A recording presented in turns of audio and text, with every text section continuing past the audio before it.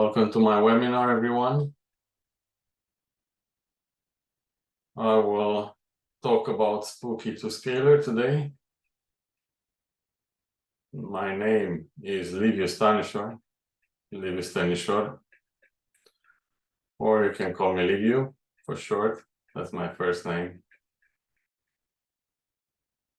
Let's see what we'll cover in this presentation. First, I will introduce myself, tell you a few things about who I am and what I've done. Then we'll go over a few points about the history and the generation of the scalar energy. Then we'll go on to the scalar setup and tuning. After that, I'll talk about the three scalar modes: pure, molecular, and rife. And I'll tell you a few things about scalar harmony. Then we'll go about the imprinting with scalar. After that, I'll tell you a bit about the biofeedback scan that you can do with the scalar machine. And last but not least, I'll tell you about my personal experience with the Spooky2 Scalar. After all this presentation, of course, we'll have the question and answers section, which I think is the most important, actually.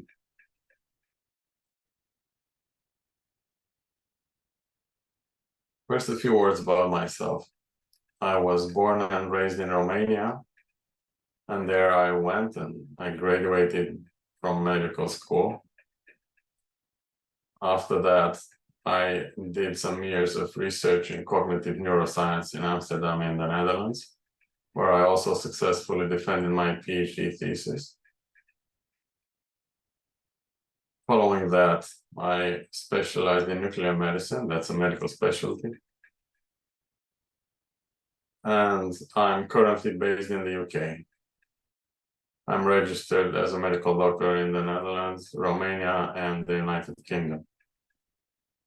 But that's not everything that I've done. For quite a few years, actually, I took an interest in alternative medicine. And I have qualifications in crystal therapy. I'm a grandmaster in Reiki. I have qualifications in angel therapy, energy medicine, and sound medicine. I've done quite a few things in that field as well. I was introduced to Spooky2 in January this year, and I have used it intensively ever since.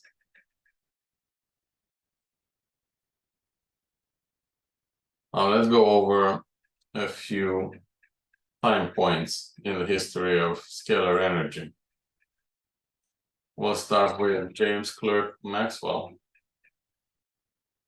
And you see he lived between the 1830s and the 1880s. He was a Scottish physicist. And he wrote equations describing electromagnetic waves.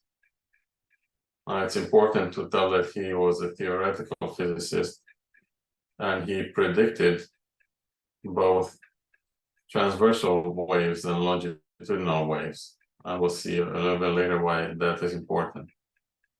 Now, another person who took part in discovering electromagnetic waves was Heinrich Rudolf Hertz, who was a German physicist. He proved by experiments in 1888 the existence of electromagnetic waves that were predicted by Maxwell.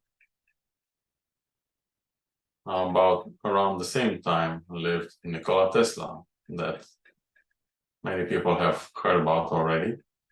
He was born in modern-day Croatia, and he was a famous inventor. He measured scalar waves in experiments of his own, and he filed the patent for wireless transmission of energy using scalar waves in the year 1900. Now, please take note that all of this was happening in the year 1900. That's longer than 100 years ago. Now, someone else was involved a little bit with the scalar field was Albert Einstein, the famous German physicist, who wrote equations describing a scalar field in relation with the gravitational waves. And more recently, Konstantin Mael in Germany has studied and written about the scalar waves more extensively, and he uses the vortex theory of electric field to explain them.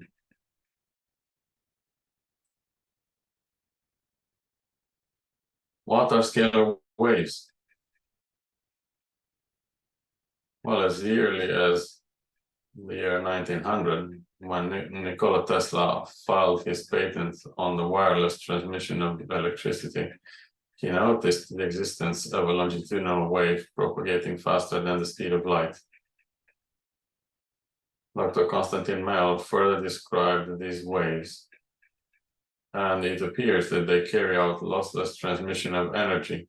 They can carry information, and they are not attenuated when they go through solids, including a Faraday cage, which is usually very effective at shielding electromagnetic waves.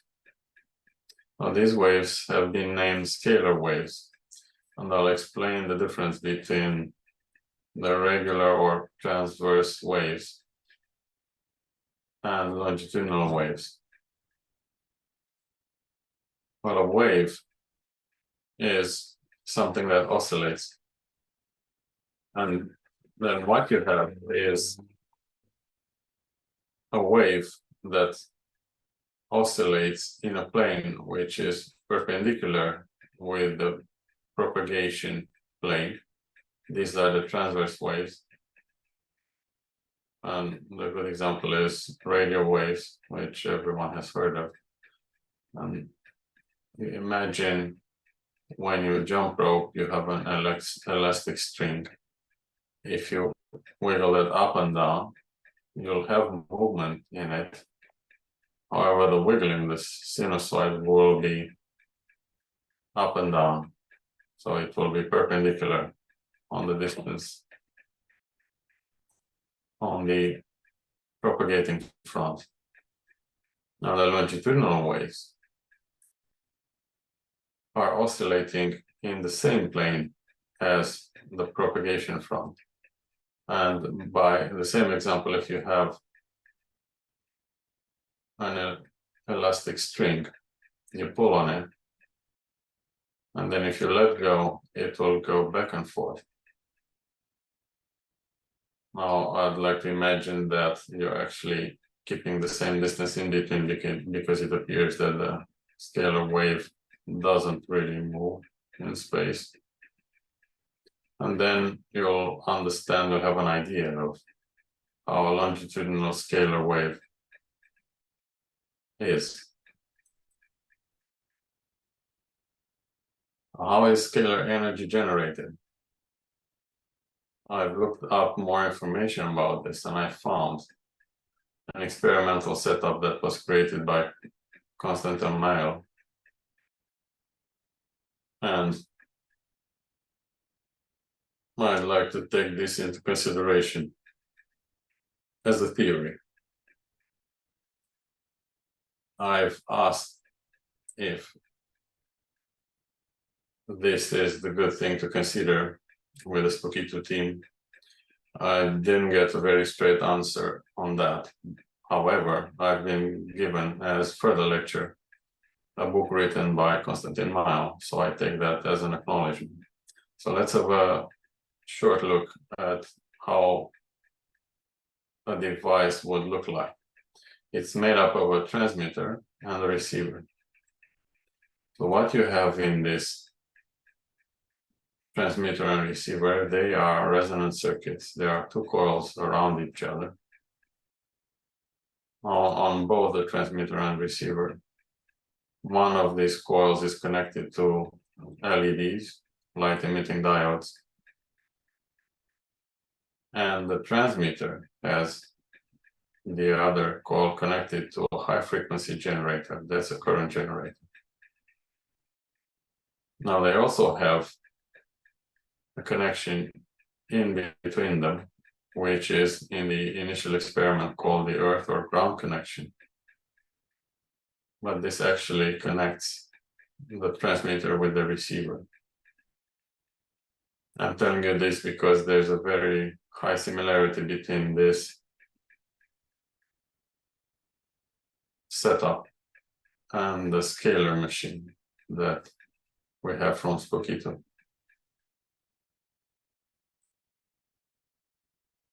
As an example, I'm trying to visualize how the scalar field looks like, is an experiment that some people have done with fluids. And they have two opposing jets of fluid that bump into each other, and they create something very interesting. So let's have a look. This is a short video, and we'll see what happens when these two fluid parts that are exactly opposed to each other and aligned with each other, they collide. I think today might be the day.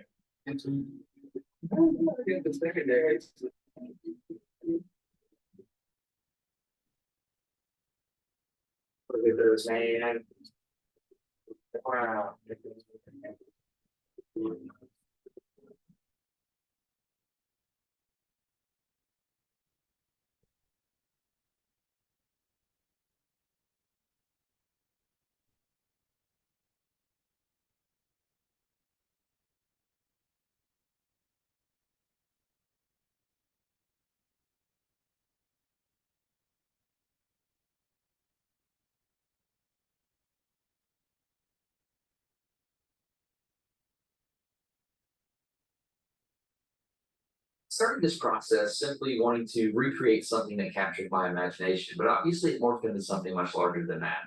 It wasn't about fluid dynamics or motion control. It was. Okay, that looks beautiful, doesn't it? I like it too.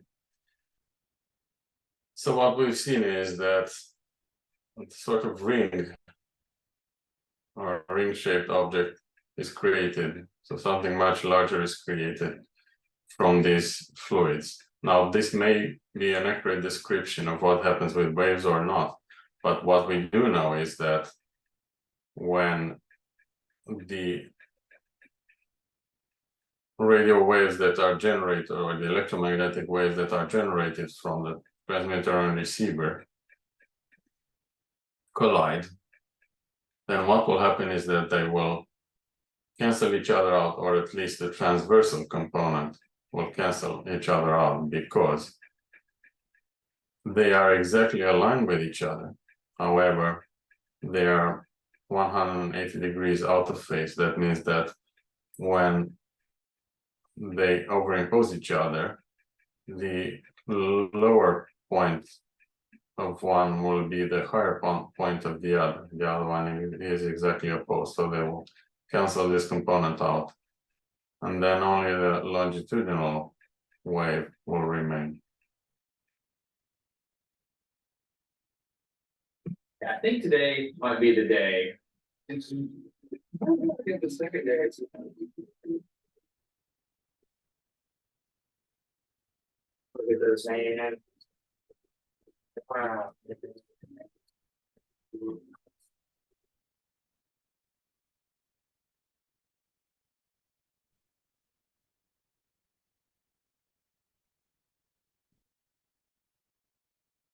Okay.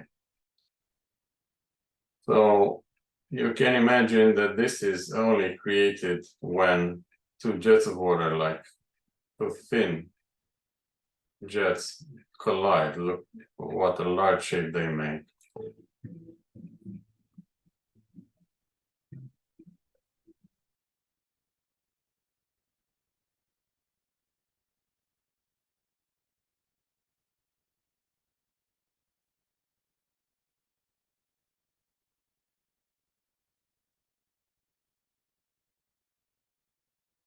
Started this. Right, now imagine that the ball emitters the ball electrodes, as they're called, they won't emit something that's linear, they'll emit a sphere of waves. Now, when those go into each other and they cancel each other out, the shape is more complex than what we've seen.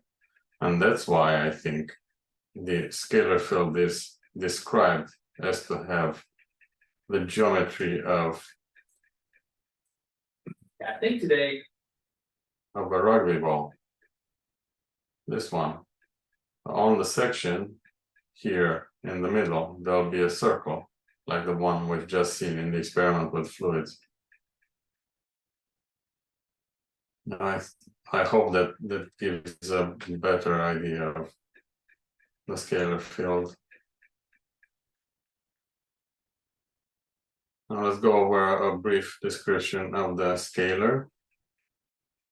And we have a transmitter and a receiver.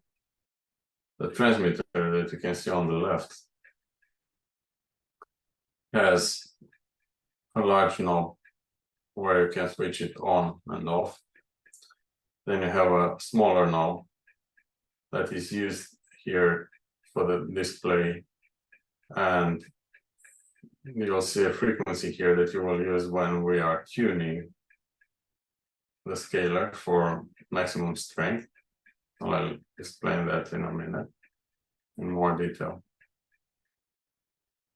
Now, what you also have on the transmitter are places for 3 cables. There is the BNC cable, which is used to connect the scalar to the computer, to run programs on it with different frequencies. Then you have the power cable, connects it to electricity. And then you have a link cable, which is used to connect the transmitter and receiver. Now here is not seen, but near the tuning knob, there's a light emitting diode, a red light, which shines with a different intensity, depending on what frequency you're on. Now, the receiver has places for the power adapter and the link cable, as you can see.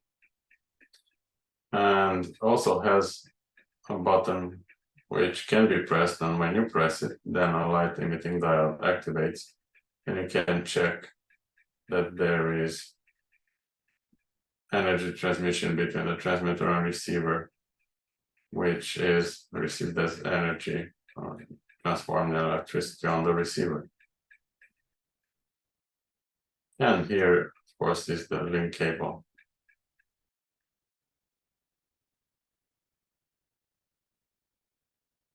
Let's tell a few words about scalar setup and tuning.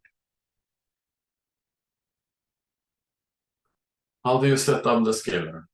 Well, you open the boxes and you arrange them in a room or even larger in the building. Some people even do that. When you do that, keep the field geometry in mind. It's wider at the middle, so then that will be the perfect place to set the person or a pet or something that you want to benefit from the scalar field. Now, please allow at least 3 meters in between the boxes for good results. You can set the boxes wider, further from each other, and then you will probably need a link cable extension. As I was saying, some people set it up to include the whole house. How do you tune the scalar? Well, first you switch it on. Make sure that it's plugged in. And then you turn the small knob, the tuning knob, counterclockwise until the LED light shows maximum intensity. That is the first peak, and it is used so that we make the scalar field the strongest. There's also something interesting that I didn't know, and is mentioned in Dr. Mel's documentation on the scalar wave experiments. And it says that if you go past that point and the light on the transmitter goes low or even shuts off, that corresponds with a maximum scalar energy transfer to the receiver. But for our purposes, we'll keep in mind the first peak. And here is shown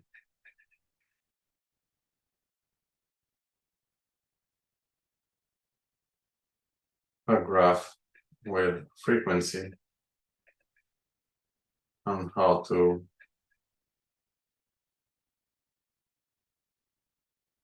do the tuning.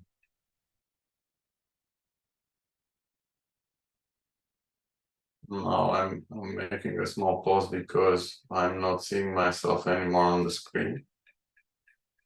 Can you still see me, people?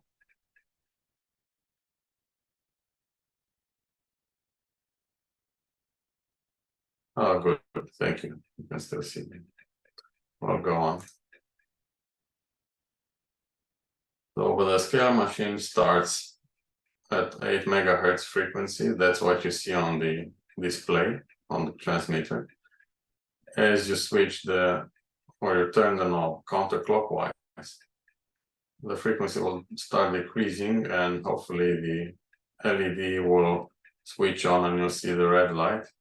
Now you keep doing that until the light is at maximum intensity, and that's when you reach the so-called scalar tuning point. That's when you should stop. Now, if you don't stop when you go on switching counterclockwise, then the light will decrease, and then it will increase again. Now, the second point is called the EMF tuning point, and that's not useful for scalar treatment. So please don't use the second tuning point. Use the first tuning point, the one with the higher frequency, because that's the good one. And there's a small incorrect detail here. The frequency that you see on the tuning knob is between 8 and 5 megahertz, as far as I know. It doesn't go lower than 5.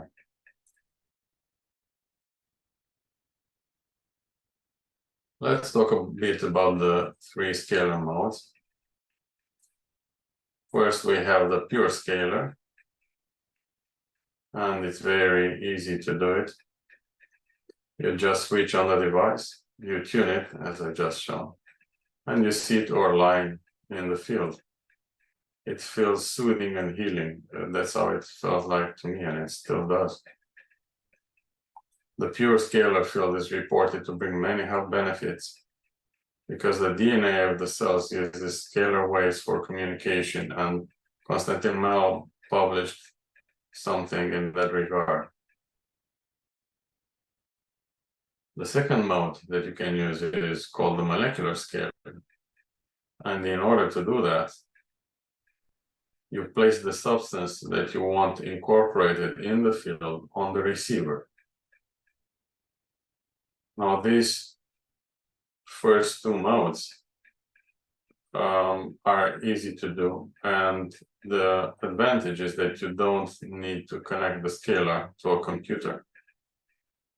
You only need the 2 boxes, you need a scalar field, and you use it as such, or with a substance of your choice. It can be a vial of essential oil.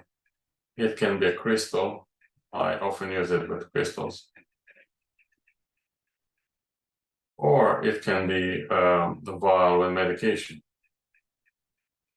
Now, the nice thing to do is that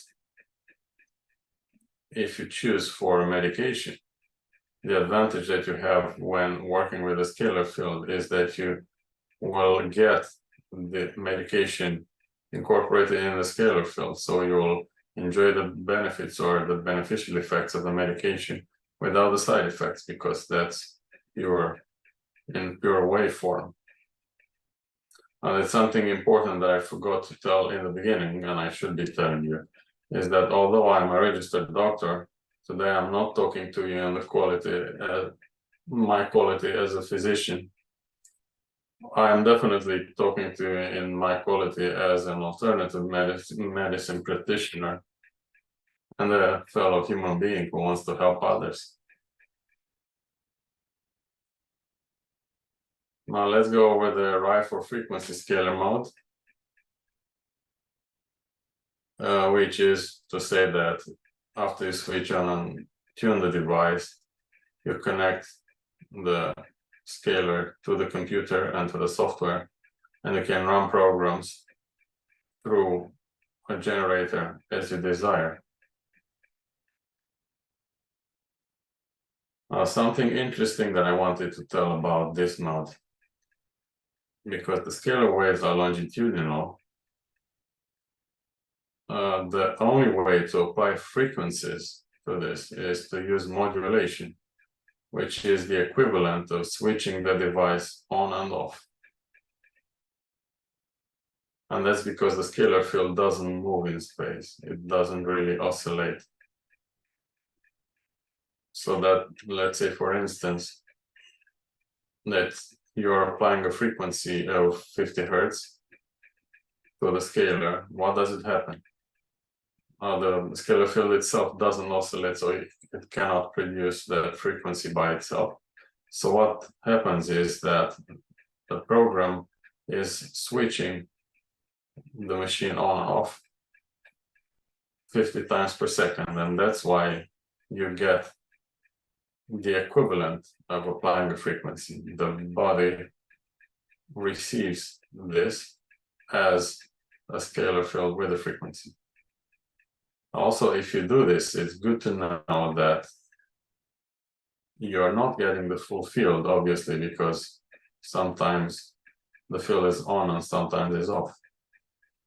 That's why I wrote here that the most time efficient way to use the scalar are the first two modalities, because it is, you can make a calculation with it, but people do say, and for good reason, that if you run a program with frequencies and you sit in the scalar for an hour, then you actually get the scalar field applied on you for half an hour or even less.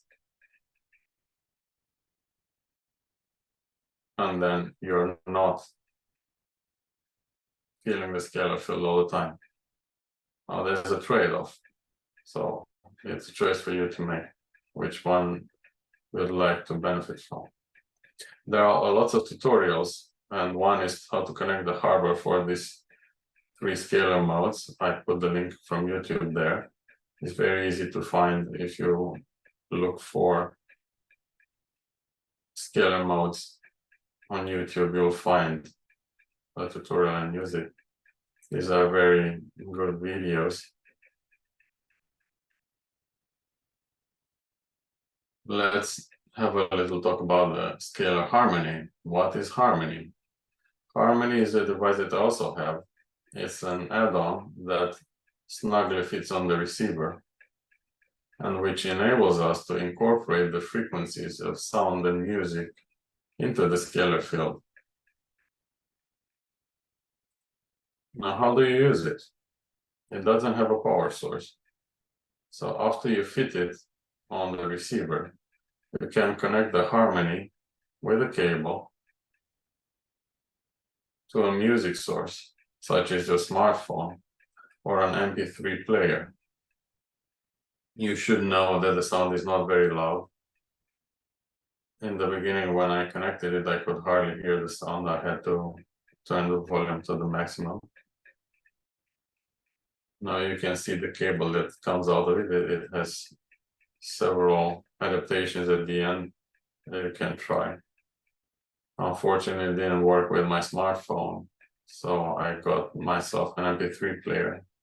I'm using it for that. And what I do is I found some tracks, some music tracks that have the 40 Hertz sound in the background. And so, for instance, I can play this music and use it in molecular scalar mode without using the computer even. And what you see here, for instance, is that it comes with a hole where you can put a small vial in, for instance, the vial of essential oil. So you can still use a substance of your choice. Let's go over the software aspects. How to load and how to run programs for Scalar in Rife mode. There are two ways of running programs with a Scalar. The first one is using a dedicated preset, and I picked an example. Spooky Scalar Healing, and I'll show you how to do that with the software. And the second way is by using a shell empty preset. And as example, I picked a program for headache. So what I did was to record myself while I loaded these programs and ran them, because I wanted to have all the videos incorporated in my presentation. I will play them and I will do the voiceover. Here, as you can see, we have already loaded the Spooky2 software.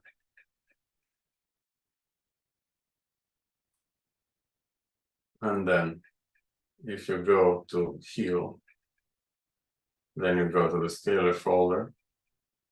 Then you click on Spooky Scalar Healing. Then the preset, the program is loaded. As you can see, the program tab, everything is loaded.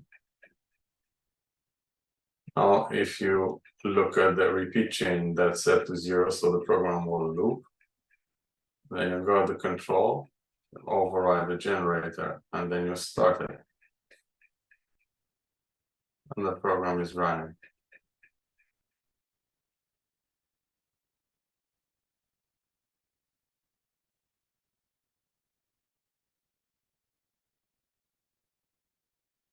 Okay.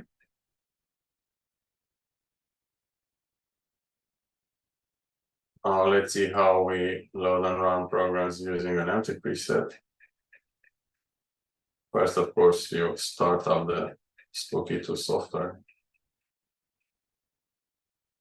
Then you go to Shell Empty Presets. Then you select the Scalar folder. And then you click Spooky Scalar General. Then you go to Programs. You search for what you want to run. I search for headache. Then there's a long list that you get, as you can see.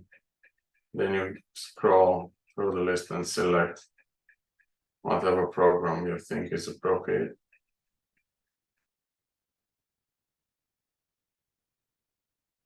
Then what I show here is that all the parameters are set to 1. That means that the program will only run once, and then it stops. If you double click, it's loaded. Then you go to the Control tab, the Override Generator. You click the generator that you want to run, and then you start. And then the program starts.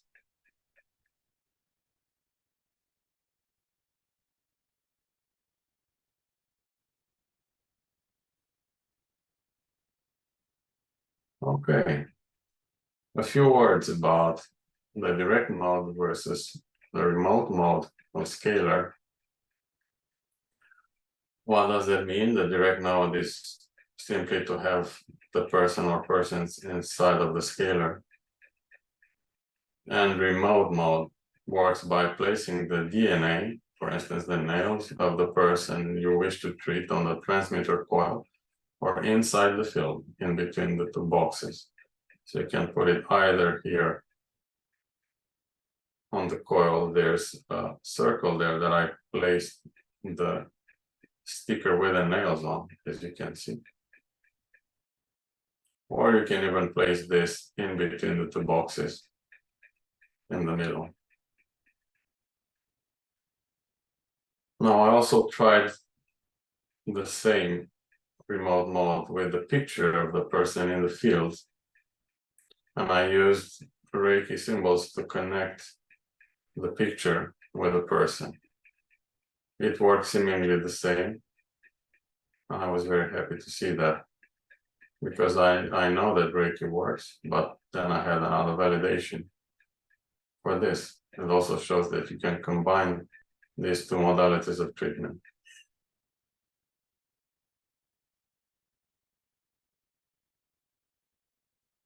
How do you do imprinting with Scalar? And this, by the way, are pictures of my own Scalar. You can imprint water, you can imprint stickers, you can imprint holographic bracelets, as well as crystals with a Scalar.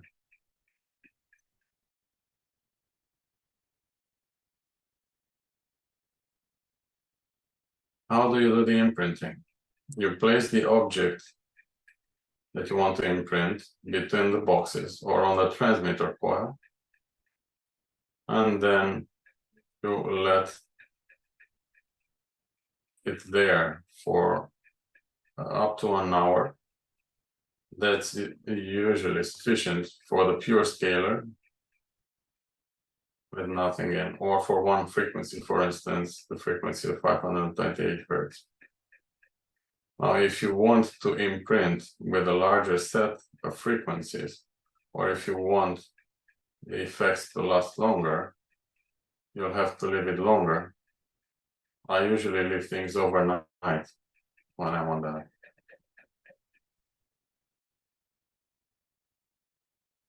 A few words about the biofeedback scan. The biofeedback scan is a very useful tool to find the pathogens that are evoking the strongest response in your body. Now, what does that mean? We all have microorganisms in the body. And what you do with a biofeedback scan is to sweep a bandwidth of frequencies, and then at the same time to check if there is a response of the body to each of the frequencies that is produced. The response is called a biofeedback, and what you get is a list of frequencies. And those frequencies are sorted based on the strength of the response or the biofeedback that they produce in your body. Now, please be aware of this. Not all microorganisms that are inside of us are pathogenic. They're actually less than 50% than the microorganisms in our body are pathogenic. And therefore, please use caution. That means that not everything that you find in the biofeedback scan is a pathogen. And that's why I only use biofeedback scans when there are obvious symptoms of an illness. For instance, symptoms of cold or flu, diarrhea, sore throat, fever, etc. The biofeedback scan uses Scalar digitizer for this device. You can see it down there in the page. And therefore, it shortens the scan time to approximately 16 minutes, even when you are refining the frequencies. A baseline scan is not necessary because the Scalar digitizer is not sensitive to electrical noise. Now, this is my preferred method of biofeedback scan because it includes the whole body and it takes short time. I actually used the biofeedback scan with spectacular effects for a family member who had quite strong symptoms and became symptom-free after only 2 hours of running the frequencies. There is a very useful step-by-step tutorial on YouTube. I have wrote the link to it, but it's very easy to find if you go on YouTube and search for biofeedback scan Scalar digitizer.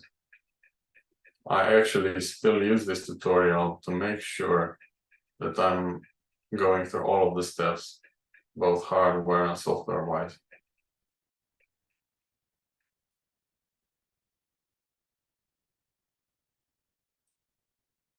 What is my personal experience with the scalar?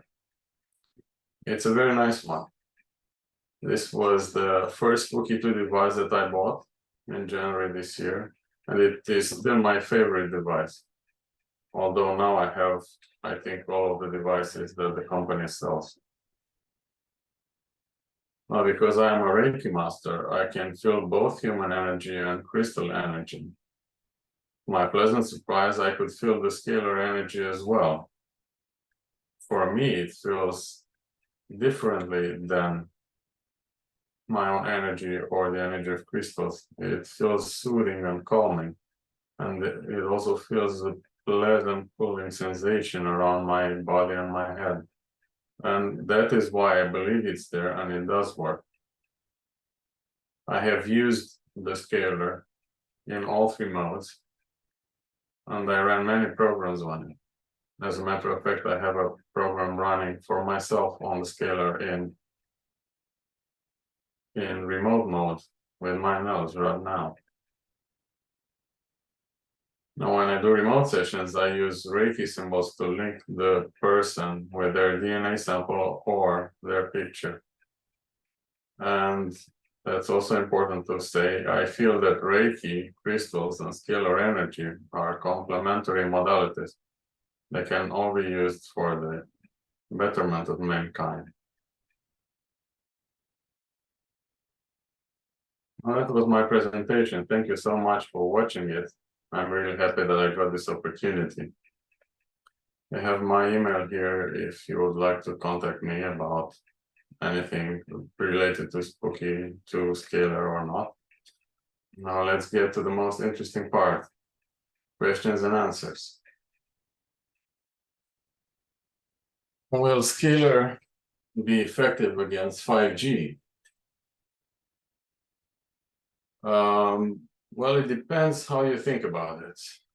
If you're asking if the Spooky2 Scalar can somehow cancel out or counter the 5G emissions, I don't think that it can. What it can do is it can help us get rid of some unpleasant effects of electromagnetism. And you have at least one program that can do that. There's one that's called Detox EMF that you can run.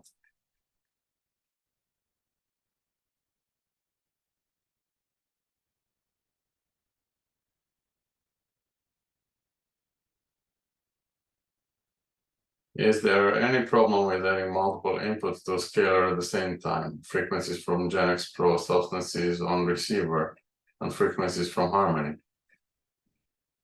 Yeah, we all would like to do that, I think, don't we? Because I do like to experiment like that. I like to play around with things. You can use all of those at once, but well, I mean, maybe it's my feeling about it, but it gets a little bit messy. It's like getting in a very crowded room, and even if all the people are friendly and you have nice interactions with them, it can get a bit tiring and maybe even overwhelming. So, well, try them out, try them apart, try them all together and see what works for you best. When using a blood sample via scalar, do you use isotonic sample or do you take any other measure to preserve the blood and other living organisms used? Well, you don't use the blood sample with a scalar. The scalar uses scalar digitizer, and you don't use blood for it. For blood samples, you use the sample digitizer, which is a different device, and is not used with scalar.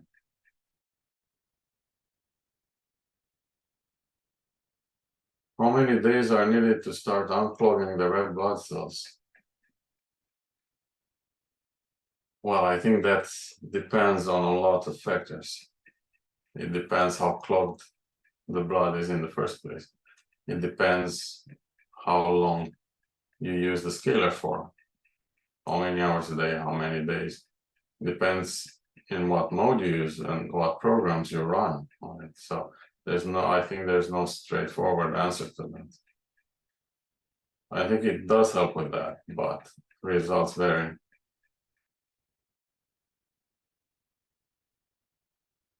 let's get another one. So transverse waves move up and down, so to speak, only, but longitudinal waves move like a transverse wave up and down as well as along horizontally. I'm trying to understand how they are different. Okay, that's a good question, Peter.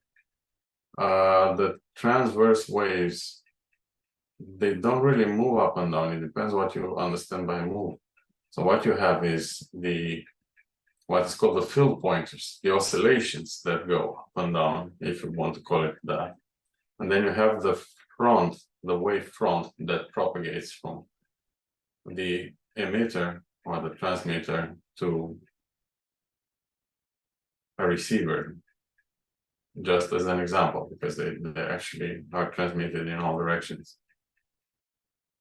And so the transverse or transversal waves, the radio waves, let's say, they move in this direction and they oscillate in this plane.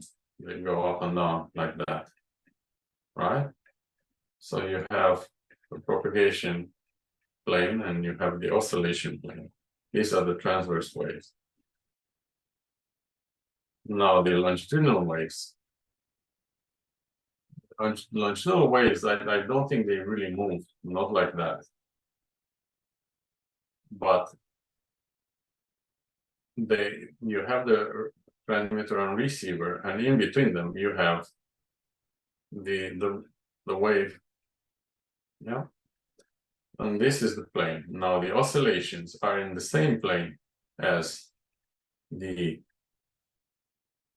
plane of transmission.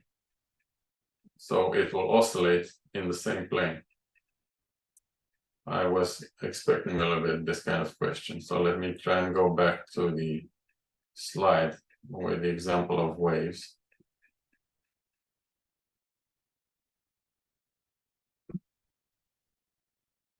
Here it was, okay. And so what you'll have is in the same plane, you'll have a wave and you'll have different wave densities, as you can see here. You'll have places where there's less density of the wave, and then you'll have a place with more density. That shows indirectly that there's an oscillation. A good example of the longitudinal waves are the sonic or sound waves. When the scalar light comes on in the receiver, what is it responding to? Scalar energy, or is it sensing electromagnetic energy?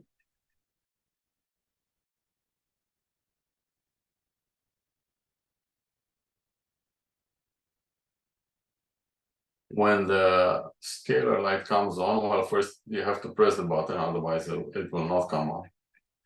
But what it is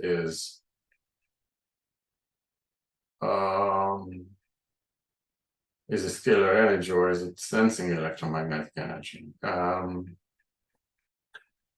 I'm not entirely sure if the scalar energy is electromagnetic, because some people say that it's purely magnetic, some say that it's purely electric. One thing is for sure, it goes very easily and without losing energy through a Faraday cage. So it's a very special type of wave. It's not the usual electromagnetic wave.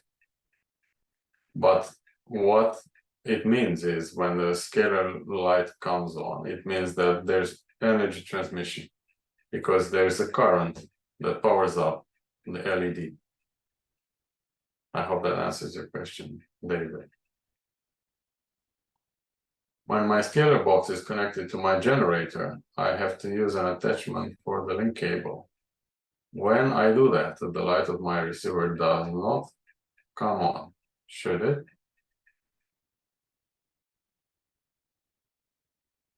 Well, if you use an extension, then there'll probably be less of a current going through that cable.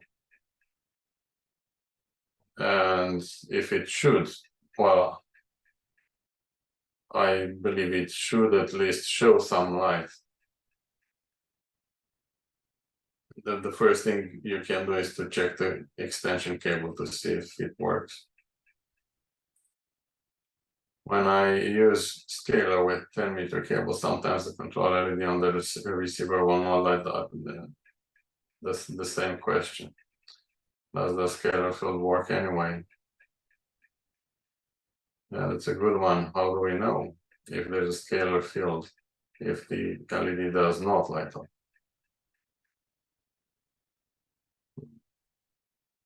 Yeah, there's no way of knowing, is there? There's maybe something to ask the Spooky2 team. I'm sure they've had this question before. They'll be happy to answer this. What happens if the lights stay on no matter what frequency you use? Well, I mean, the light should stay on, at least the light on the transmitter should stay on. By the way, it's recommended to switch the receiver LED off, because that takes away from the strength of the scalar field. So you only use that to confirm the field if you want to do that. And then please switch it off, because the field will still be there even if you switch the light off. Now, if the light stays on, yeah, I don't think that's a problem. And the thing with the blinking of the LED on the transmitter is that it's dependent on the frequency. Now, you have to keep in mind that you're looking at a light, and the light can blink very fast. Now, if it blinks, the faster it blinks, the more difficult it is for the eye to see it as blinking. And so then, when the frequency is high, from going higher than a few hundred hertz, you won't be able to see the light is blinking. So it will appear as if it's on all the time. Don't worry about that, it still works.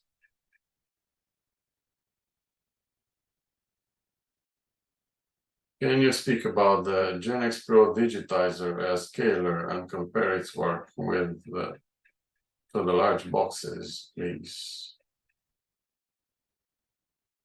Let me make sure I understand the question for you.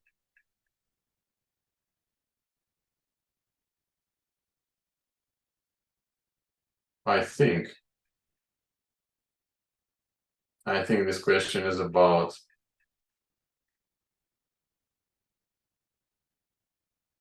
the scalar digitizer compared to the sample digitizer. Well, they're both ways of doing a biofeedback scan. And yeah, they both work. If you want to compare them, which is better? Well, as I said, I used a lot of the scalar digitizer. I think I've only used the sample digitizer a few times. That one worked for me as well. The thing is, from what I understand, because I'm not a technical oriented person. I mean, I've had some technical background during my PhD, but I'm not an electrical engineer. So what I understand is that the scalar digitizer has a little bit of more narrow band field that you can scan compared to the sample digitizer with the Gen X Pro. But that shouldn't be so much of a problem, because if there's something that shows up, it will show up on both scans if it's significant. That's how I see it.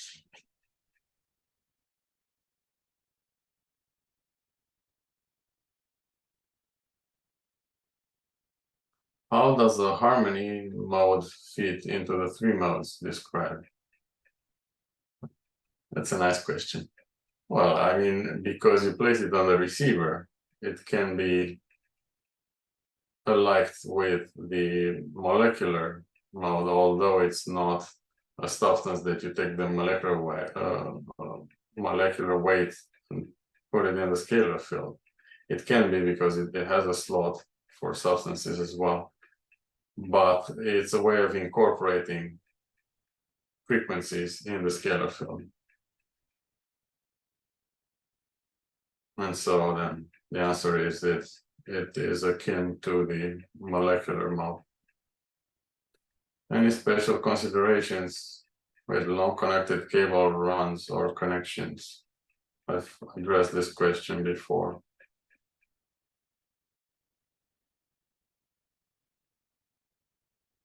Does the harmony frequency turn the scalar on and off in the same manner as the frequency added to the transmitter? No, it doesn't, Dave. It's just a way of using frequencies of sound, if you like, to incorporate them in the scalar field. It doesn't shut the field off and on. Only the computer with the generator does that. Why would we attach harmony, music in the field versus playing music over my own speakers in my room?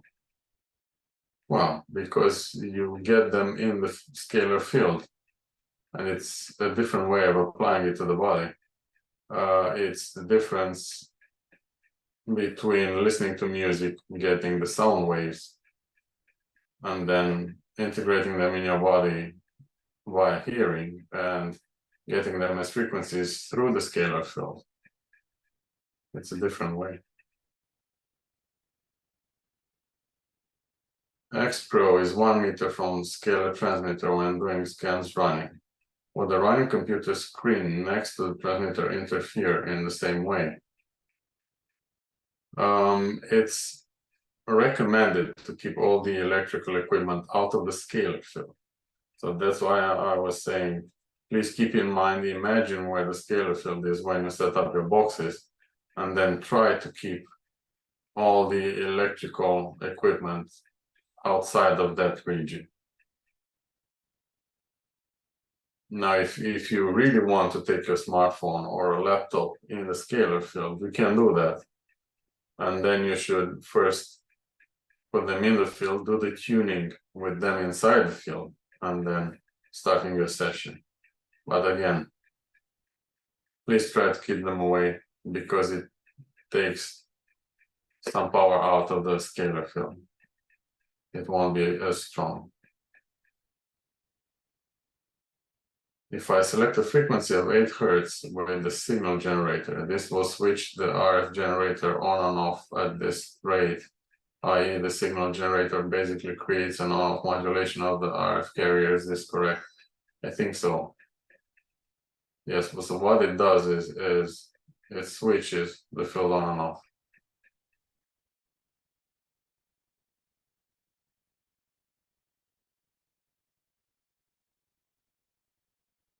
Have you imprinted any metal objects? Yes, I have. I have imprinted silver jewelry with it. How long do you imprint objects? Do imprinted objects last with the scalar effect? That's a good question. I think there's no rigid answer to that. The frequencies should work for at least a couple of weeks, in my opinion. I have done imprinting myself with stickers, with crystals, and with water. Now with water, of course, it won't last long. If you imprint, I imprinted crystals and I worked with them, and I find that the effect was the strongest immediately afterwards, first few days. And I have used stickers and I've noticed effects with those for a few weeks. Some people say that they keep working for months. It's possible. Try it out for yourselves. How would an imprinted crystal be used? I understand drinking the water, but unsure how to use something like a crystal. Well, I'll give you an example of what I did. I found in the David Holiday frequency list the frequency of abundance, and I imprinted with it a crystal that's associated with abundance. And after that, I worked with a crystal. And I have to tell you that working with it before and after imprinting, I definitely noticed the effect of imprinting. It felt as if the properties of the crystals were enhanced. I felt it more strongly and in a different way.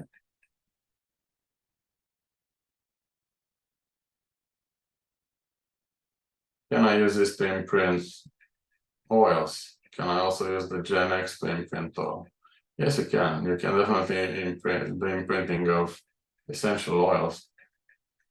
Now, please make sure when you're imprinting vials or cans with water, for instance, it's recommended not to use metal or plastic. So please use glass recipients. That's one. And please take off the plastic lid in case of essential oils. What I did was I used a small crystal sphere in place of the lid. You can use the Gen X, not directly the Gen X, because that's the signal generator only. You can do imprinting with a PEMF coil or with a remote. In the case of essential oils, you can definitely use the PEMF coil, but that's not the scalar, and that's not the scope of the presentation of today. When using symbols, which direction do you use and which symbols do you use? I'm assuming you are referring to Reiki symbols. And I use them to link the person with the DNA sample and or the picture. Use them as you feel guided. What I use is to use the Chokuray and reverse Chokuray on them for cleansing and activation. And then I use Oshaze Shonen for linking. And then I visualize the energy connection between the person and their DNA or picture. And I intend everything for the highest good, of course. This is always the case.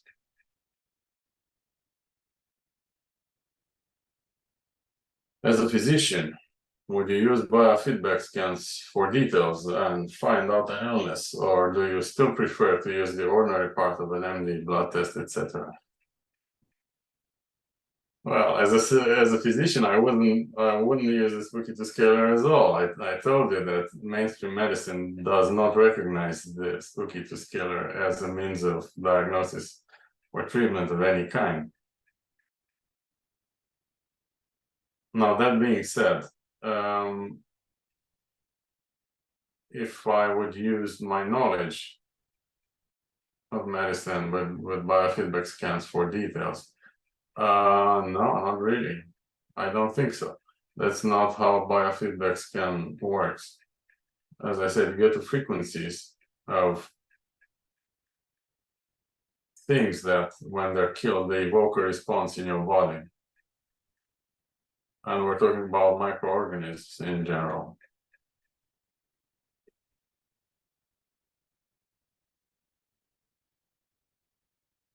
It's not a diagnostic tool, and that's why I like to combine the two. I use the biofeedback scan, for instance, when someone has the flu or a cold with clear symptoms. I do the biofeedback scan and then I run the results in the hope that the microorganism that is multiplying itself in the body gives the most feedback, and that's usually the case. And then if that's the case, by killing it with running frequencies, running the results of the biofeedback scan, then the person gets better. How big are the devices? The boxes, they're about as big as the largest the keyboard, let's say. I don't have the exact dimensions. You can easily find them on the Spooky2 website.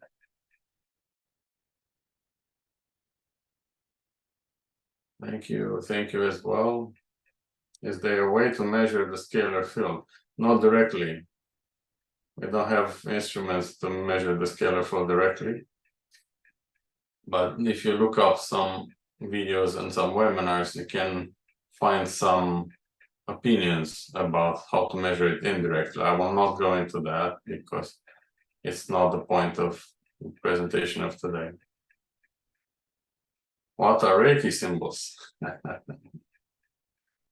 Reiki symbols are symbols depending on the modality of Reiki that are used by the practitioners who use this art for healing. I can't go into many details because, again, this has nothing to do with the Spooky2 Scalars, but if you search the internet for that, you'll find a lot of information, I'm sure. What is scalar energy best for if choosing a machine? That's a fair question. Scalar energy is good for many things. I find it personally that Spooky2 Scalar is very good with healing frequencies, and that's the healing frequencies are not talked about enough, in my opinion. That's very understandable because what Rife started in the 1920s was the practice of killing microorganisms, pathogens with frequencies. So these are killing frequencies, and historically they are the first that were found and used. But the healing frequencies are just as important, in my opinion. You should have a combination of the two. And the Spooky2 Scalar, I think, is very good for healing. And by that I mean helping the body rebalance itself, because healing is actually self-healing. So what it does, this device or any other device will not heal you directly. I don't think any device can do that. What it does is it helps you heal yourself.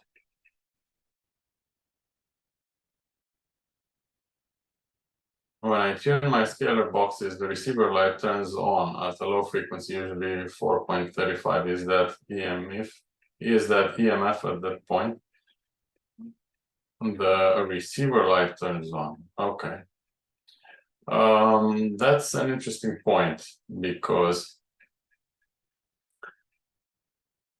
when the EMF light turns on, or when it's the strongest, is the point where there's a maximum of energy transfer from the transmitter to the receiver. Now, that is very good for energy transmission, and I think we will see in the future what Nikola Tesla actually imagined: wireless energy transmission at the distance based on this principle. So that's what it means when the receiver light turns on, or when it's the brightest.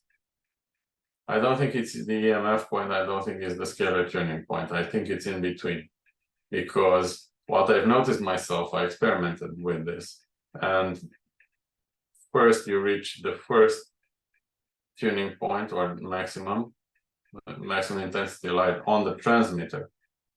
Then as you go down, the light of the transmitter switches off or decreases a lot, and the point where this is most decreased on the transmitter, then it lights up the most on the receiver, on the other box. Do I only use the scalar digitizer for biofeedback? Do I not need it if just running frequencies from my GenX block? Yes, that's right. You only use the scalar digitizer for biofeedback scans. If you don't do biofeedback scans, please do not connect the scalar digitizer, because that takes away the current and hence the strength of the scalar field. Can two or more people sit in the pure scalar at the same time? The short answer is yes, they can. But you shouldn't aim for a lot of people sitting by each other at the same time all the time. And that's because it's not exactly understood how the device works and what it does. And what it can mean is that if you have two people in the scalar field at the same time, especially if it's for a longer time, what can happen is that these people can become quantum entangled because of that. Now, quantum entanglement is an interesting notion, and I didn't go into it because that's something that people use when they talk about the remote, the Spooky2 remote. However, the Spooky2 remote does have a scalar field inside it, so it is relevant in that respect. So if you have more people sitting in the scalar field, if they're related, if they're close to each other, if they know each other and spend a lot of time with each other, usually, then that's no worries.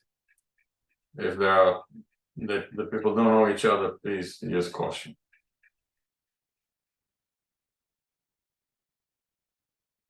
Does angling the boxes in the room have a better effect?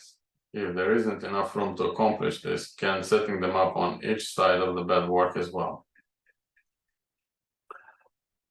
Angling the boxes in the room doesn't have a better effect. It's not better. The best is to align the two boxes so that they face each other. Now, I've watched a video with John White answering some questions about this. And what he was telling is that the boxes don't need to be perfectly aligned, they can be angled. And the scalar field will still establish and will work. But it's best at least to try to align them for best effects.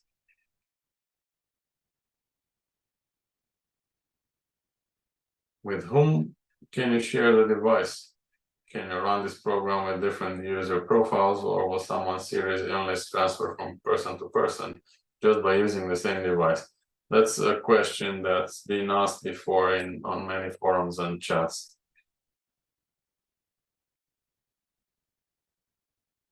You can share the device, as I was saying, if there are two people that spend a lot of time with each other. The Spooky2 team recommends that you shouldn't, a person that's seriously ill it's not a good idea to share the field with another person. And that's because I've looked into this, and apparently there have been some, at least, symptoms that were transferred from one person to another. No, I don't know, because as I was saying, these devices are still experimental. We don't exactly know how they work and exactly what they do. Depends what you mean by a serious illness too. So can the scalar transfer disease? I don't know. It doesn't seem very logical to me, to be honest. But yeah, you can never be too careful, right? How do you not kill the good bacteria, for example, in your gut? Yeah, that's the question. I think you can. And that's why I was saying, don't abuse the biofeedback scan. It's not always helpful. It's quite possible to kill the good bacteria, the gut bacteria that help with the immune system and so on. Actually, from the microorganisms that live inside the body, about half of them don't do anything. They're not pathogenic and they're not helpful, but about 20, maybe even 30% can be good for you, can be the helpful ones. And you don't know what you're killing. You only see the frequencies. Is it possible to give the wrong frequencies? Does the body accept frequencies that aren't good for you? Wrong frequency.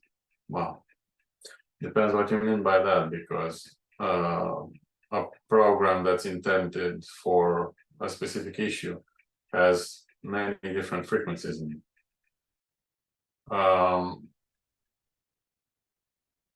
So I don't know what wrong frequency actually means. But does the body accept frequencies that aren't good for it? No, that I don't believe. The Spooky2 database with frequencies, which has more than 40,000 programs. These programs are based on the work and experience of many people, but there are no frequencies that are intended to harm. And that's why I don't think that you can harm yourself or others with frequencies from the Spooky2 database. Now, if the body doesn't need the frequencies, then they won't be used. That's what I heard, and I believe that as well. This device is used and should always be used with the good intent, with the intention to help and for health. And if that's not for your good and wellness, then it won't be used. That's how I see it. What's the danger of biofeedback scanning? Will it kill the good bacteria also, or just the pathogens? Thank you. Well, thank you for your question as well, Nikolai. I think I've already answered this question. Can be good, can be bad. So please use your caution.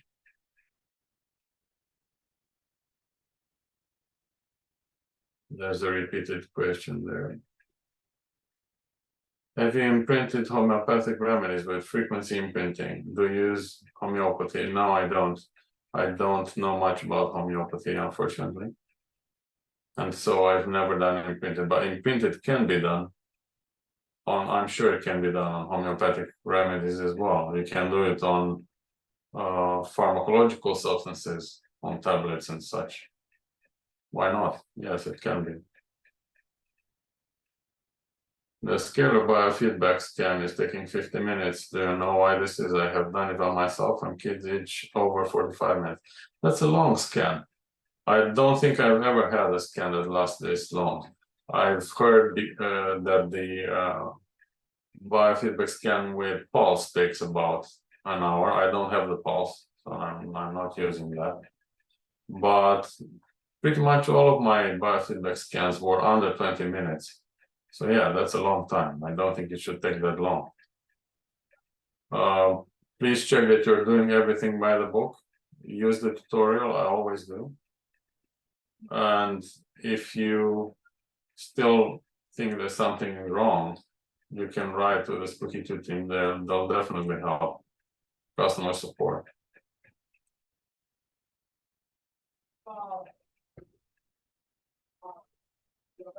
How do you use Reiki to link a person's picture on scalar field? I've already answered that question. How long should you leave medication on the receiver? Well, for as long as you do a session with scalar, about an hour, I think is a good rule of thumb.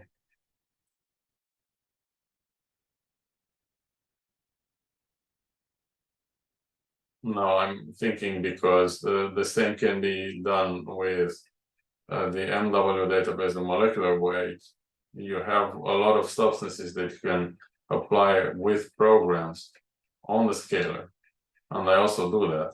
And when I do, for instance, I use the program for essential micronutrients, which has many vitamins and minerals, and I run that for longer than an hour but then not in direct mode.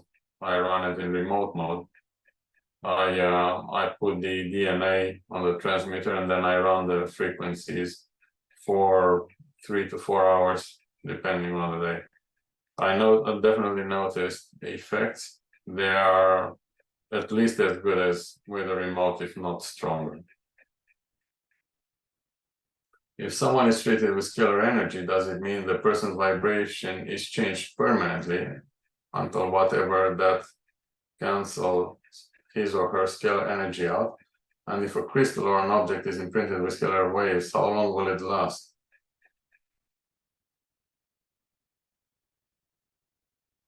I think the scalar energy or the scalar field, doing a treatment with the scalar field, I think yes, your body's vibration is changed. On I don't know if that's permanent. I don't think you'll have the same vibration, because the vibration changes all the time depending on everything you run into, where you are, what you do, what you think, what you feel, and so on. But it definitely has an effect, just as working with crystals or with Reiki. For how long that lasts, I think it varies from one person to another. If you imprint a crystal or object, how long will it last? I think I've answered this question. It does last for at least a few weeks for objects or crystals. When I have the scalar digitizer and the light on, my receiver does not show. Is my digitizer connected correctly? The light may not show when you connect the scalar digitizer, because, as I've said, connecting the scalar digitizer itself takes out some of the current, and then it tunes everything down, let's say. Yes, the scalar digitizer is still working, so don't worry about that. But because of that, after you're done with the biofeedback scan, please take off the scalar digitizer. Can I use the scalar while doing an ionic foot bath? I think it's good to take one thing at a time, don't you? I mean, a foot bath is with wires and water, and I'd do the scalar session separately, not at the same time.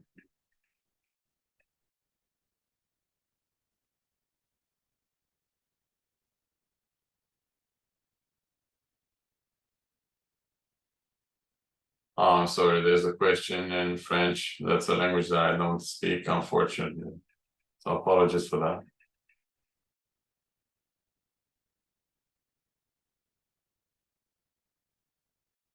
Can you imprint large amounts of water, 18-liter watercolor jug with the scalar? Yes, you can. Yes, you can, but it will take longer. So I would leave it for at least a few hours if you have such large container. To imprint, let's say, vitamin C into water, would you place the vitamin C on the transmitter and the water on the receiver?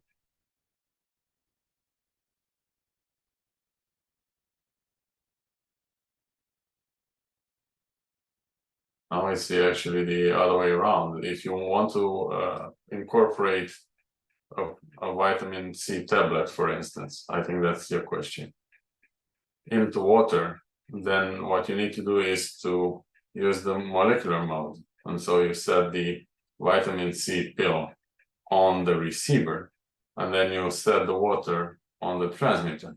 You always charge things on the transmitter, the imprinting and the doing sessions in remote mode, you use a transmitter.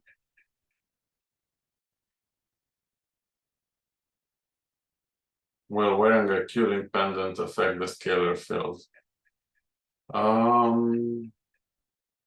Not exactly sure what a cooling pendant is, but I assume that there's a device that's using Bluetooth to connect to other things.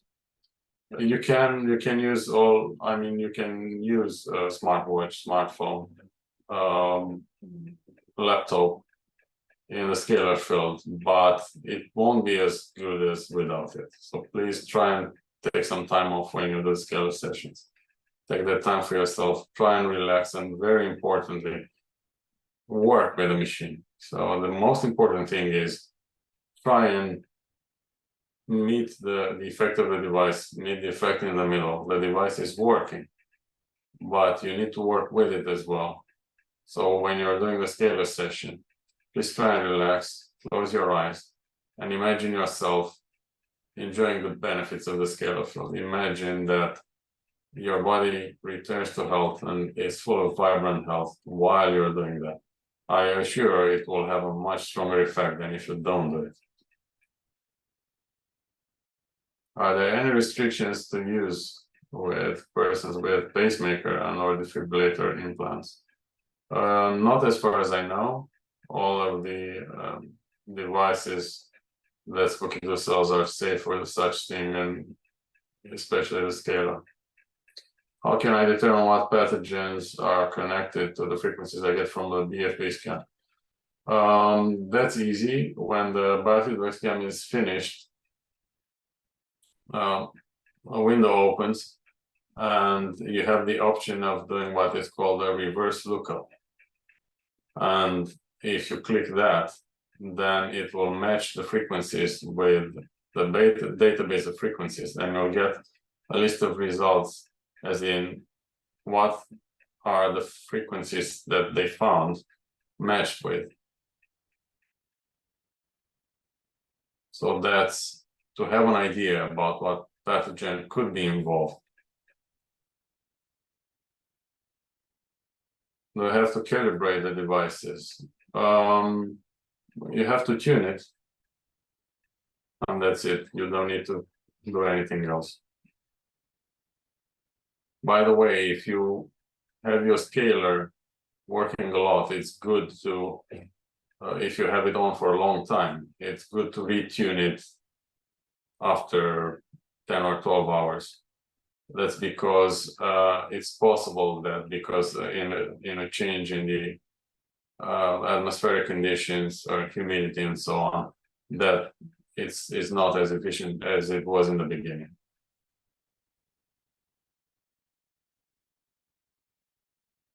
Can you show the scalar field wave picture again? Do you mean this one?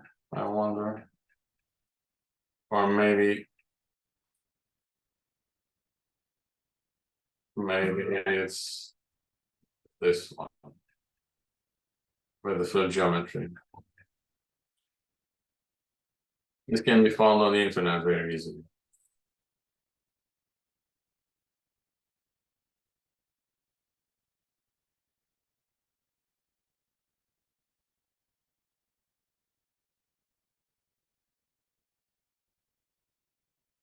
Okay, there's some information, but it's not a question. Where do we put the diseased cells to cure the symptoms, whether it's cancer or skin disease, the sender or the receiver?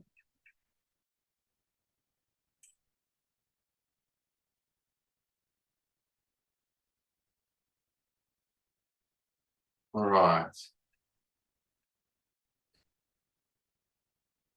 I'm not entirely sure what this refers to. But if you want to incorporate something in the scalar field, you put it on the receiver.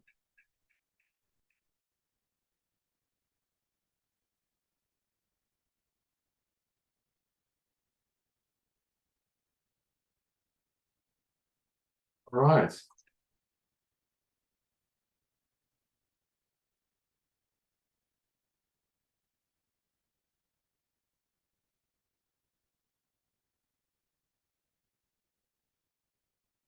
How long do you leave the medication on the receiver?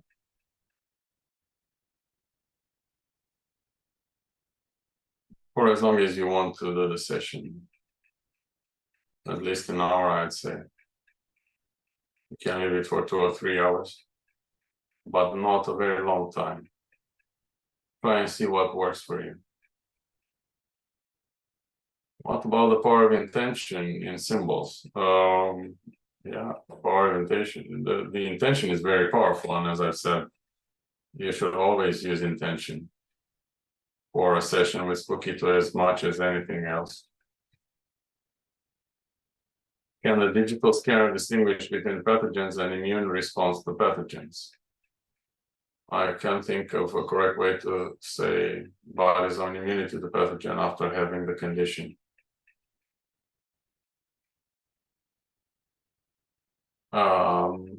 I think you mean the biofeedback scan.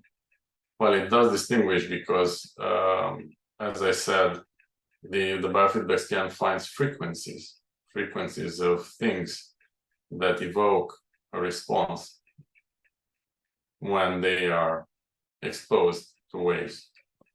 And that means that it doesn't find immune response.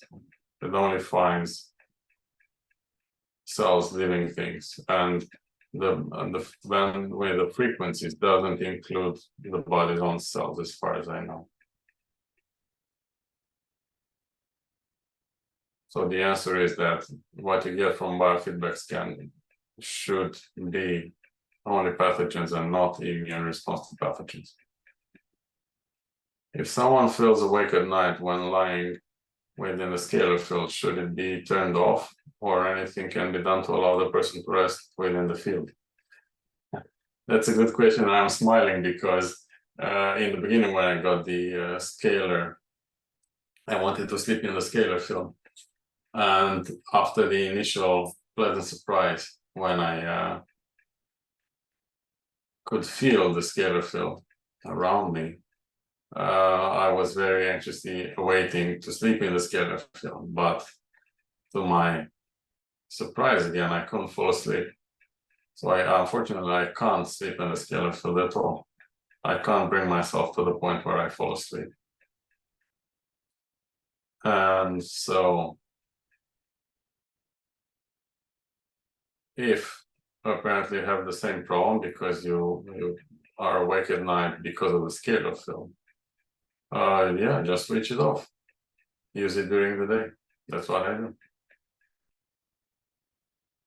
If you want to attract abundance, what frequency could be used on the scalar? As I said, there's a frequency that's said to be associated with abundance. This, if memory serves, is 365 hertz.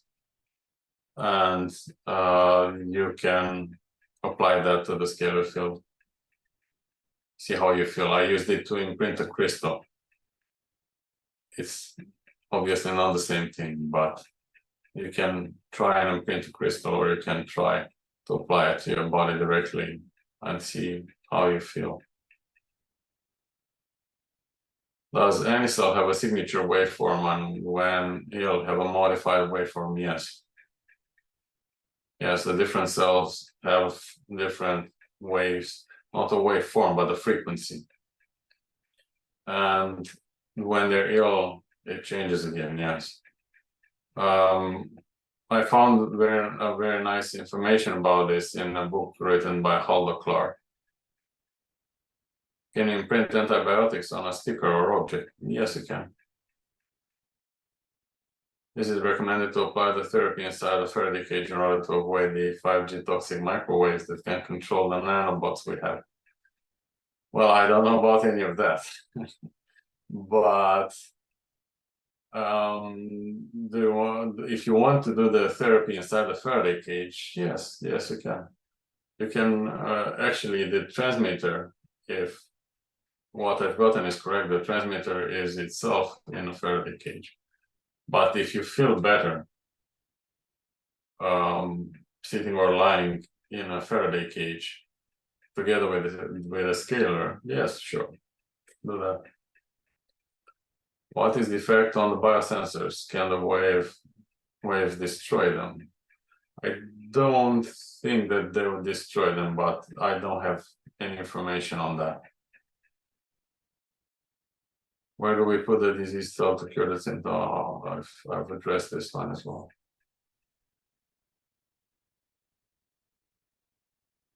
If you can use medicine on the receiver, if it is a harmful medicine, not intentional, will it impact the body negatively? Kind of, if you use the poison, I will not. Would it harm the person? I wouldn't use the poison either. Would it harm the person? Well, that I don't know. I hope I won't have to find out. Don't do that, people. If I put a vitamin C tablet or any other supplement on the receiver, do I still need to swallow it later? That's up to you. The good thing about vitamin C, and actually about vitamin C, is soluble in water. It dissolves in water, as well as other vitamins. And the good thing about it is that if you don't need it, your body will eliminate it with the urine. And so it's no harm if you swallow it later. But the idea is to get a supplement with a scalar if you put it on the receiver. Can you treat cancer with the person in another house or another city? Yes, you can. You can do the remote mode on the scalar, as I've explained in my presentation. Can you print large amounts of water? I've already answered that. Can a picture be placed in the transmitter to be used for biofeedback scan using scalar digitizer? I don't think so. Because it's not, I mean, a picture is not you, is it? I think all the methods of biofeedback scan intended for direct use, the one with 10 specs, for instance, or the scalar digitizer, are intended for the person to be there. Now, the one that doesn't need that is the sample digitizer, where you can use a sample from the person that contains their DNA. And that can, of course, be used. But I don't think it will work with a picture. You can try, but I doubt you'll get relevant results. Can the scalar read signature waves? I'm not sure exactly what you mean by signature waves. It doesn't really read anything, not the boxes by themselves for sure. And I've explained what the biofeedback scan is. It applies waves to your body and then it records your answer to it. So it doesn't really, I mean, it does read, but not the frequencies themselves, but your reaction, your body's reaction to it, which is called biofeedback. For remote healing, we should get a device to attach to the scalar machine, or can we use DNA or photograph without the remote? For remote healing, you can use the DNA, or probably also a photograph. Can we imprint large amounts of water? I've already answered that. Did you research on the field of graphene oxide with this machine? Not personally, no. But I know that there are programs addressing graphene oxide in the Spooky2 database. Is treating cancer better with a direct scalar sitting in it, or is remote scalar better? Is there a protocol? Well, the common sense says that if you're there directly in the scalar field, because you're involved with it physically,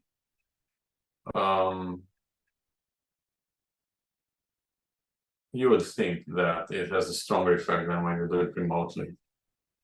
With that said, I think you can do both. If there's a protocol, not as far as I know, not in the sense of changing the protocol when you do it in direct mode versus remote. Can you imprint multiple frequencies in water? Yes, you can. You can imprint as many frequencies as you want, but I think there's a bit of a trade-off there. The more you imprint, then the less time you expose the water to it, and then they may not be as strong in effect. Can you explain entanglement briefly?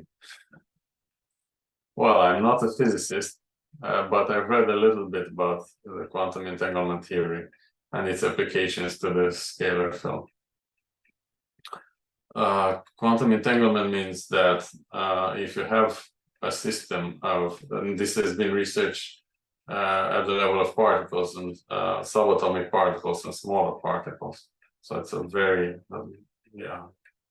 very micro level. It means that when two particles are entangled, for instance, when they're from the same system, when they're gravitating, two particles that gravitate around the same atom, they are quantum entangled. And then when you separate them by any distance, and then you apply something to one of the particles that changes their characteristics, for instance, the spin or maybe the speed, then this change will be instantly transmitted to the other particle and or the whole system. And That's the principle that's applied when you work with a remote, for instance, or even with scalar in the remote mode. Your DNA is quantum entangled with the rest of your body. And that's why when you do treatments, the effects, the scalar field that's applied to the part of yourself, which has your DNA, which is nails, is transmitted to the rest of your body as well. For remote healing, do I need to buy a product? Well, yes, you need something to be able to work with these devices. You either need to get a remote or the scalar itself. Now, this may be what you're asking, if both the person who applies the treatment and the recipient need to buy products. Maybe that was the question, because I remember someone asking, if I want to treat someone, do I need a device and do they need a device as well? You don't both need devices. You need one device, you need the scalar or the remote. Then you use the DNA or maybe a photograph of the person. The other person doesn't need any device. They only enjoy the treatment and the effects.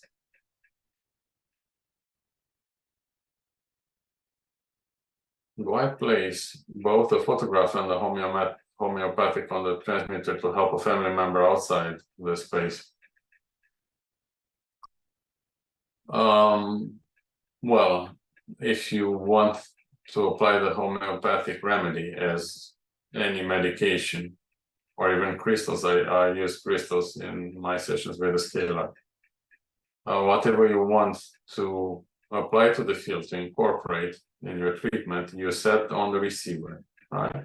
So you put your homeopathic remedy or essential oil or crystal or medication on the receiver.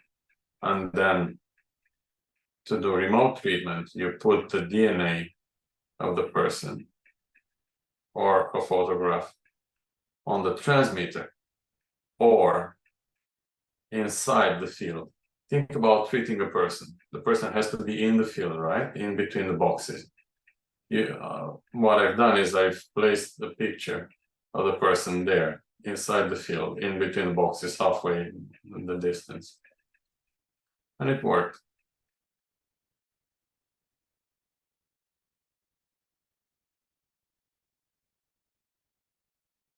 I have the scalar machine. Do I need to buy another device for remote healing? No, I don't.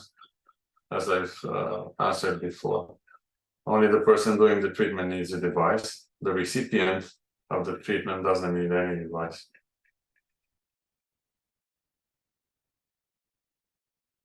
All right. That was a very nice session.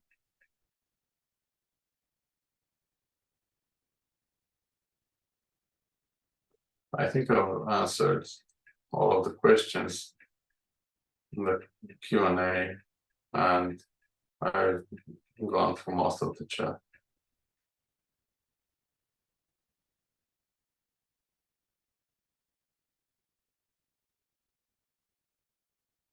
Oh, there's two more showing up.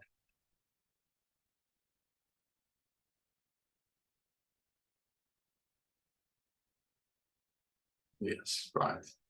One of them is a clarification, yes. So what you do is you place the remedy on the receiver and you place the person's DNA on the transmitter. You can also place the DNA or the photograph of the person inside the field, in between the boxes, and you'll have the same effect for remote mode. Can you please confirm to sleep in the scalar field at night that the boxes don't need to be connected to the laptop to run a scalar field, correct? Yes, that's correct. So that's the pure field. If you want to sleep in the scalar field, for the pure field, you only need the two boxes and the cable between them, and of course the connection to the power source.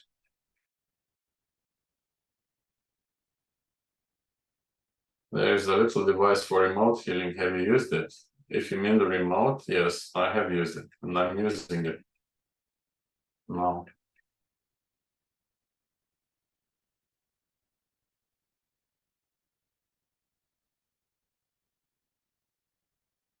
Is the recording session, will that be available when on what website? When? Yes, I hope it will. Right, you have the answer. The replay will be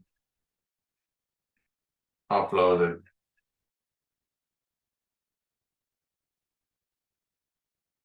There's no risk of missing that. Thank you, Spooky2. And thank you everyone for attending this session. I really had fun going through all of these with you.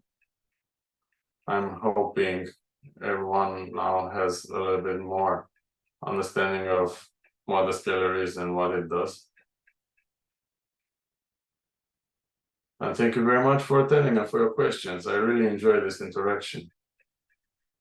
Thank you, and hopefully see you in the future.